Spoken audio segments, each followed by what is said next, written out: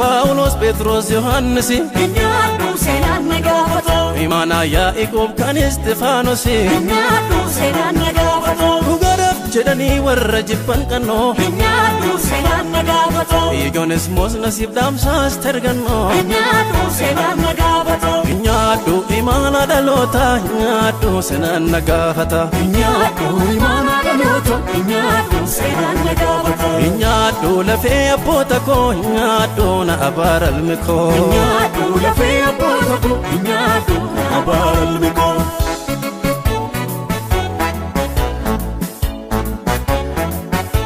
Waldaan Oromoo biyya diiyaasporaa keessatti erga hundeeffamee tureera. Atti wangeela dabarsuu irratti milkaa'aniiru jettanii amantu.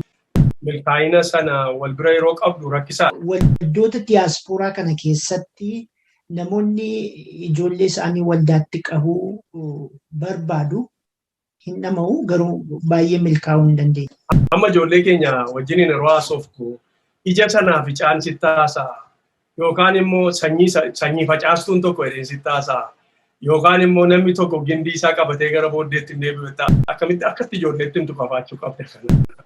Siigalee nama gindii argee hin beekne, nama ija sanaaf icaa argee hin beekne, nama sanyii argee hin beekne, nama qotiisaa argee hin beekne, nama qotiyoo argee hin beekne, nama kanatti dubbatta sababii ta'ee fi kontekstii sanaa fiddee akka ijoolleetti mi'aawu gootee itti laachuun ijoolleen jireenya keenya jedhanii duukaa bu'uun inni kun bal'aadha gaa waan jireenya koo keessa jiru wanti baay'ee yeroo ijoollee barsiisu konfiizii godhu jira.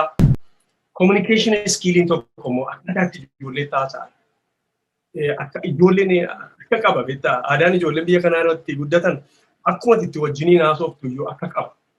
Machachiisa laattuu ergaa salaattuu sana duwwaallee utuu hin ta'in akkaataa itti haasoftu illee akka qaba. Garuu aadaa biyya kanaa fi aadaa isa kan keetii walitti fiddee akka ijoolleetti mi'aawu gootee haasoftu mi'eessitee urgeessitee itti laata.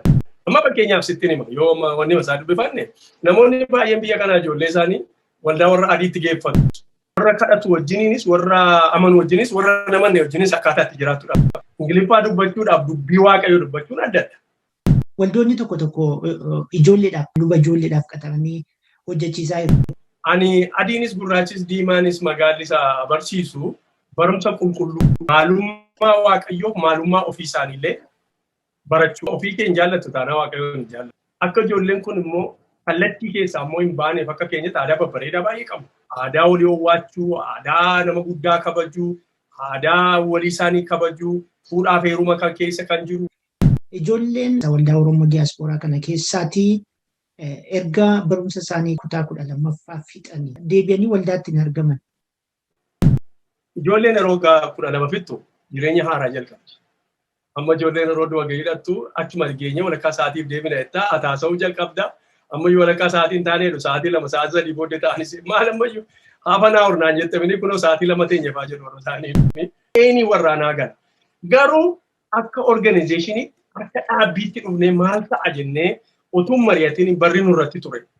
Utuu walitti dhufnee mari'atiin. Akka luba waldaa kiristiyaanaa tokkootti akkasumas akka ogeessa fayyaa tokkootti maatii ijoollee maal gorsitu mee kanarratti? Ijoollee waan tokko yerootti himtu ani akkasitti guddadhe yaani kurraasiidhaan yookaan immoo mukukulaanii na xannaadhee as ga'e yerootti ani kophee utuu hin kaatin kutaa 5 ga'e kutaa 6 ga'e yerootti maaf hin kaattu siin jedhu. Nuyi akka maatiitti maal gochuu dandeenya? Akka waldaatti maal gochuu dandeenya? Akka naannoo keessa jiraannutti maal gochuu dandeenya? Akka biyya keessa jiraannutti maal gochuu dandeenya? Akka addunyaatti maal gochuu dandeenya? Amma yeroo tokko sitti immoo warra itti hammatee dubbisteetu hin yaadattu ijoollee. Namoonni ijoolleen keenya afaan keenyaatiin wangeela haa baratanii afaan keenya qofaatiin wangeela haa baratanii jedhan muraasni jiru. Afaan ofii beekuun afaan koo warra kan biraa beekuun iyyuu baay'ee dinqi. Mucaan koo anoonnoo kana hin jaallatu itti yeroo dhiistu gaaf tokko nyaati isa duwwaa yoo ta'e tan goota. Ijoolleen keenya bakka nu bu'u karaa baay'ee akka amantiitti garuu bakka nu bu'u jettee wanta sana utuu hin laatiniif bakka si bu'uu hin danda'an. Kanaaf of jajjabeessuu irratti hojjechuun akka isaan bakka nu bu'aniif irratti hojjechuun baay'ee barbaachisaadha jedhee yaada. Mee dhaamsa yoo qabaattan waldootaafis akkasumas namoota dhaggeeffachaa jiraniifis dhaamsa yoo qabaattan.